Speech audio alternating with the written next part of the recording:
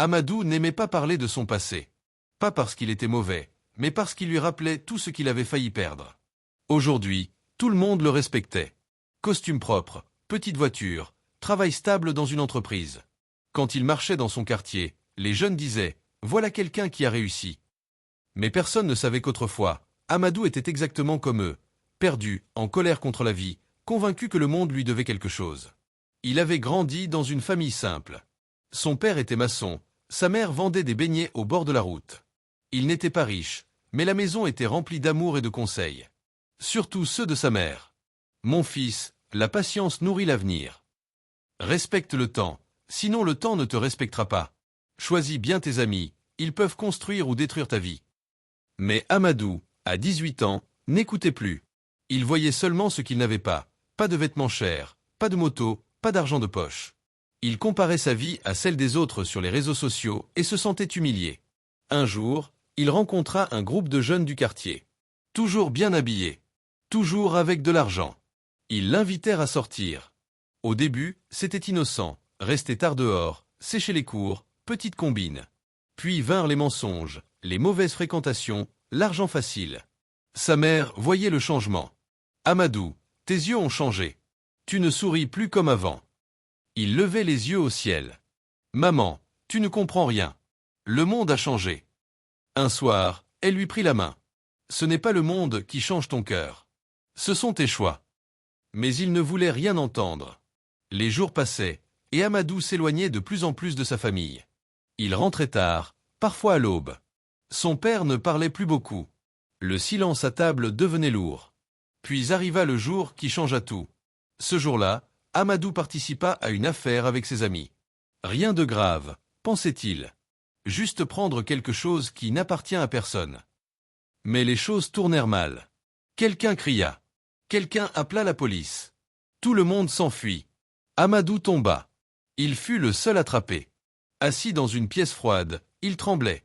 Pour la première fois, il comprenait la peur. Pas la peur des parents. La vraie peur. Celle de perdre sa liberté. Son avenir. Sa famille. Quand ses parents arrivèrent, sa mère ne cria pas.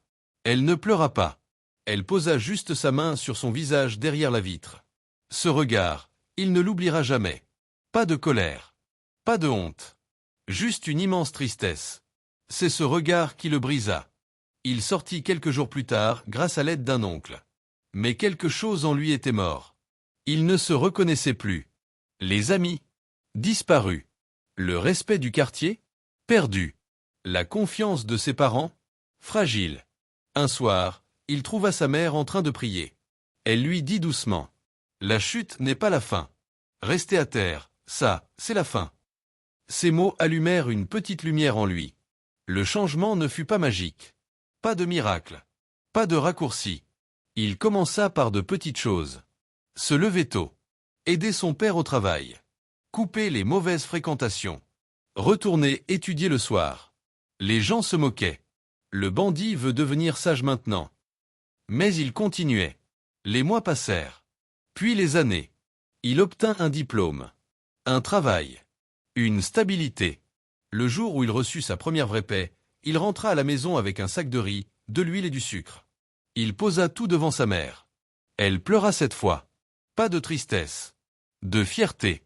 Aujourd'hui, Amadou raconte son histoire aux jeunes. Il ne dit pas « Soyez parfait ». Il dit « Chaque choix est une graine. Un jour, vous mangerez le fruit ». Il montre ses cicatrices invisibles.